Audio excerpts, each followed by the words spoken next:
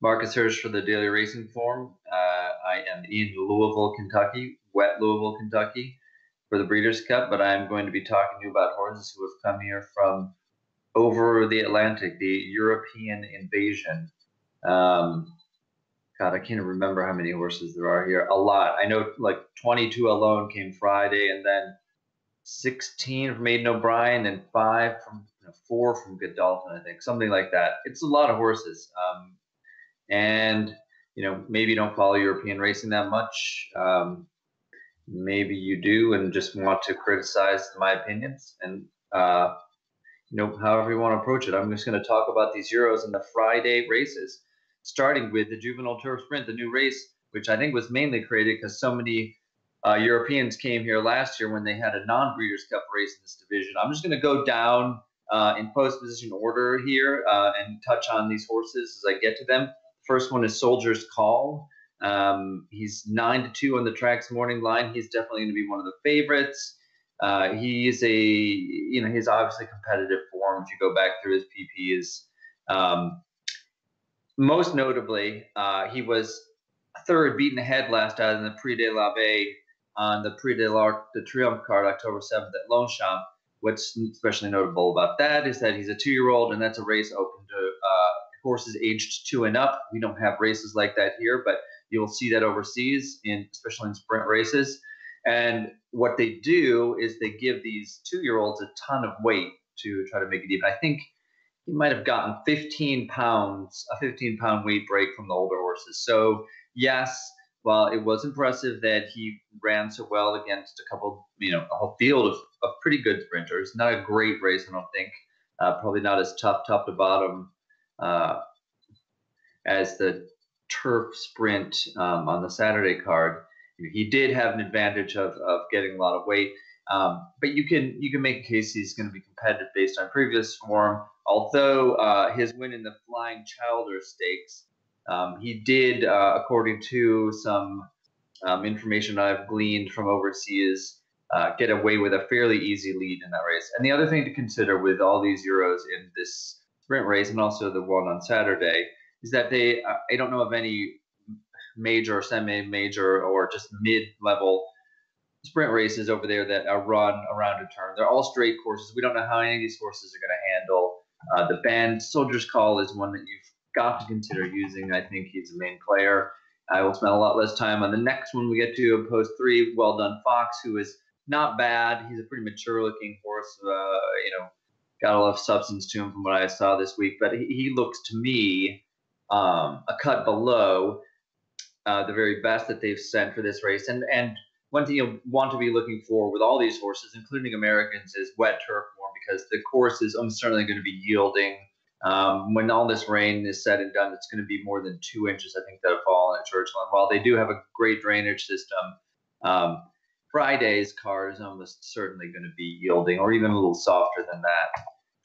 And so with a horse like Well Done Fox, when the surface of things can't be competitive, he doesn't show any wet turf form that makes you think he's going to exceed that. Next up, Sergei Prokofiev, my top pick in the race, although unfortunately his trainer, Aidan O'Brien, said he might not be in love with soft conditions. Hopefully there'll be enough drying to suit him. He does have a allowance win on soft grass in Ireland, which I thought was encouraging. He cost more than $1 million, big reputation. He's run a lot. He was pulling way too hard early in his races. He was difficult to manage. Looks like he's finally figured things out. He was held up last time in the Cornwallis Stakes at the back, where he had been showing speed early in his career, then came around and passed everybody including Well Done Fox, in a very impressive performance. O'Brien says that the faster they go in front of him, the better it's going to be. I think that's great news for him because there should be a strong pace. He'll be outrun, that'll keep him from pulling too much, and he's got a big chance. Brian's other horse is So Perfect, gets the quote-unquote B rider, Wayne Lorden, whereas top rider Ryan Moore is on Sergei Prokofiev. So Perfect, a filly, has perfectly adequate form. She probably would be okay on the softer. I think she's a half cut below, but I would definitely consider using her. Queen of Bermuda, a 20-1 shot who could be even longer, is not competitive with the very best in here based on her bear form, but I think that she's got a sneaky chance. If you look, she's got a race on heavy ground where she ran really well. she powered through that going and might really enjoy a soft course. She's had a lot of energy this week training. And I kind of like her, at least underneath. I don't know if she can win, but I'll definitely be using her. Not a bad race to play something like a trifecta. She can be included. Finally, Pocket Dynamo. I think he's a firm ground kind of horse, and he's got 12. If he has any trouble getting into the turn, he's done. I'm not that interested in using him. We will ignore the eligibles in that race and move into the Juvenile Fillies Turf for several euros. The Macomb Bullet is the first of them. I think bought for £8,000.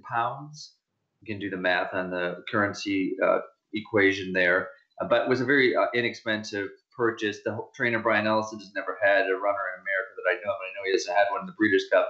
Does a lot of jump training. Just delighted to be here. This is a nice filly. She's had a really good season. She hasn't gone beyond 3/4 in a straight course. They think that she'll get the 2-turn mile. I was pretty impressed with the way she ran in the Sheevley Park. She got a little bit unbalanced going down into the big dip in the course at Newmarket. It comes up about a furlong before the finish. But then once she got herself stabilized, she came up that hill really powerfully and ran a good race. Not that high in her chances here, but I couldn't totally discount her either. Lily's Candle from France is one of the more rambunctious horses that shipped here. She had, was very excitable going on to the racetrack the first 2 days she trained, but that was just like good energy stuff. She's a good feeling horse who looks like she's in really good form. And you might see a Group 1 win in her last race and think, oh, she's like the real deal, but I'm not convinced that she's that solid at the Group 1 level. I think there was the pre-Marcel Boussac was a little below standards this year. She got a decent outside passage, ran well. She's got soft turf form from the provincial track at Vichy. And I think I picked her third or fourth. She's a horse I could see getting into it. If she loved the ground, she might have a chance. Just Wonderful for O'Brien. She won the Rockfell Stakes. I wasn't that excited about the Rockfell this year. She had a clunker and yielding ground in the Moiglaire Stud. Another horse that I would be considering for under, although not perhaps with a lot of value.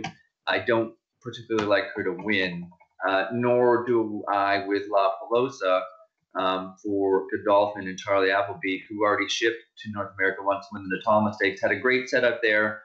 I don't see anything to suggest she's going to love the ground. I think she's okay. I think she's a horse that can hit the board. Don't think that she'll win. More interest from a value perspective would be East, but she drew so poorly out in 14. She has a soft ground maiden win, and really finished with a flourish, winning a Group 3 in her second extra ground. Going left-handed too. I think this is an interesting horse, but just the trip is going to be so tricky from that draw. More under than on top, and I'm talking under with all these euros. It's because I'm not against the American-based favorite in this race, Newspaper of Record, who is going to be far less than her 2-1 morning line odds, I'm afraid, but has pace in a relatively paceless race, already has 2 wet turf wins, and is a formidable foe for the euros here. No dirt entrance, so we will finish this off with the Juvenile Turf, starting from the inside. Arthur Kidd, he's a grand-looking horse. I've been impressed with what I've seen from him in the morning. He does get Lasix for the first time, as do most of these euros. And he was on track, to be a pretty good 2-year-old. He was early developing, ran once even before Royal Ascot, and then won the Chesham Stakes. That's a straight course 7/8. So he's got a little bit of stamina to him. There's no shame in losing to Too Darn Hot. That's Europe's best juvenile, which he did in the Solario. But his Royal Lodge, which was, the second horse, Sydney Opera House, came back and finished second in a Group 1 in France. But I don't think the Royal Lodge was anything special this year. Maybe the Lasix will help him. I don't know that soft ground really does, though. Next up, Line of Duty. I see a lot of people are interested in this horse. Could get bet down some from this 10-1 line. I am also interested in him. In speaking to trainer Charlie Appleby, I think that he thinks pretty chances. If you watch his replays, you can see why. He has not competed at the highest level, but a horse who was third in his win last time out in the Prix de Conde, or is it Conde? My French is terrible. Wonderment, she came back and won a Group 1 last weekend. Not a great race, but it was Group 1. And as they say overseas, Frank's the form. This horse has been inside between horses in his last win. he came between really bravely, was pulling away late. I think I mean, he's already gone a mile and an eighth. He definitely stays. He'll probably be okay on the softer going. Major chance from a good draw, I think. And even if he gets bet down some, it's a fair price. The Black Album, purchased by Team Valor this fall in France, and step up and won a Group 3, including beating Lily Scandal. It was in that race, went to his fourth in the Juvenile Fillies Turf. No real experience on turf, probably as soft as he's going to get on Friday, but the trainer told Team Valor principal Barry Irwin that this whole family, which the trainer's family has, conditioned back through the generations, all get over to soft ground. She's not worried about it at all. I think he's athletic, got a little speed to him, could run competitively, would be a surprising winner to me, but less surprising than Marie's Diamond, who's posted poorly in 13 and doesn't show any form that I see being especially competitive. We might not really want to go over the soft ground either. A little bit uncertain with that. And finally, we get to the most accomplished of the European horses, and one of the more accomplished horses we've seen come to this race. We don't usually get, very top, and we never get the very top Europeans for this race, as they are being put away to prepare for the classic races next spring. But Aidan O'Brien has set Anthony Van Dyke, one of his leading 2-year-olds right now. This horse has a lot of stamina. He's run to two of the better 2-year-olds in Europe this year. The aforementioned Too Darn Hot last time in the Dewhurst, and 2 races ago at the Curragh, he was second to Quarto for Godolphin. That's a really nice horse as well, who's going to have a big chance if he develops over the winter in races like the English 2000 Guineas. Anthony Van Dyke, if you watch his races, you can see that Ryan Moore, and last time Dominic O'Brien, the jockeys, they got busy on him pretty early, and I think that's because he is a more stamina-oriented horse than a horse with a big turn of foot, which could bode well, you'd think, in theory, for the soft ground. But the trainer, O'Brien, said that he doesn't think the horse is going to especially be fond of soft going if it's really wet. And there's also post 14 to consider, although O'Brien and Ryan Moore did win this very race at Keeneland in 2015 with Hit It a Bomb, who had post 14. I just think as a value proposition, it's worth trying to be against this horse, but I would absolutely be using him in pick X's because he is the quote unquote best horse in the race. And with a great rider, he just might be able to work things out. Best of luck with these.